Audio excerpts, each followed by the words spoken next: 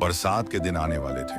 चिड़िया का एक जोड़ा घोंसला बनाने के लिए पेड़ तलाश रहा था। उड़ते उड़ते वह जोड़ा एक नदी के किनारे पहुंचा। वहां कई पेड़ लगे हुए थे। उन्हें वह जगह अपने लिए उपयुक्त लगी।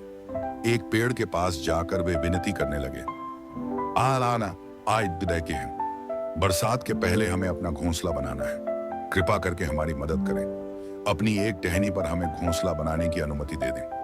पेड़ के इनकार से चिड़िया के जोड़े को बहुत बुरा लगा। जाते जाते वे बोले, इतना अहंकार अच्छा नहीं। एक दिन तुम भी टूटोगे और तुम्हारा अहंकार भी।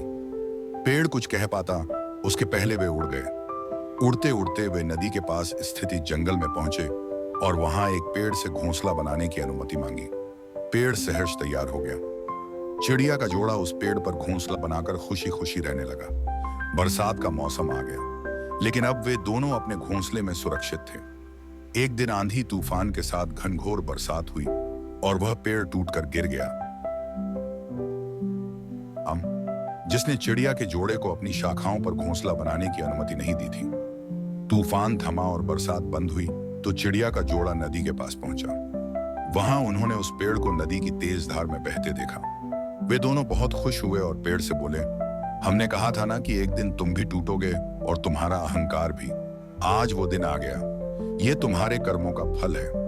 पेड़ ने कहा, तुमने मुझे गलत समझा था।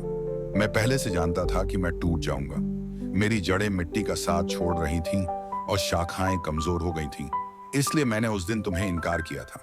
तुम मेरी शाखा पर घोंसला बनाते तो आज जीवित न होते, लेकिन तुम्हें मेरा इनकार बुरा लग गया। उसके लिए क्षमा। पेड़ की बात सुनकर चिड़िया के जोड़े को अपनी सोच पर बहुत दुख हुआ। सीख दोस्तों, कई बार जीवन में हमें इनकार का सामना करना पड़ता है। जाहिर है, इनकार सुनना किसी को पसंद नहीं। इनकार से हमारी भावनाएं आहत हो जाती हैं और उस समय हम सिर्फ अपनी भावनाओं के बारे में सोचते हैं। हम खुले मन से ये विचार ही नहीं करते कि इनकार करने वाले की भी कोई मजबूरी रही होगी या उसने हमारे भले के लिए इनकार किया होगा। हम उसे भला बुरा कहते हैं, दूसरे के सामने उसकी बुराई करते हैं। क्या एक ना भी हम सकारात्मक तरीके से नहीं ले सकते? अब से जब भी कोई ना कहे, उसे यह कहे तो उसे दिल से न लगाएं, उसका बुरा ना मान। हो सकता है किसी की एक ना आपको बहुत बड़ी मुसीबत से बचा रही हो। फ्रेंड्स, आपको यह चिड़िया और पेड़ की कहानी कैसी लगी?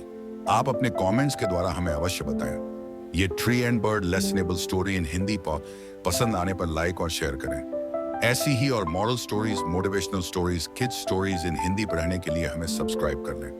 थैंक्स।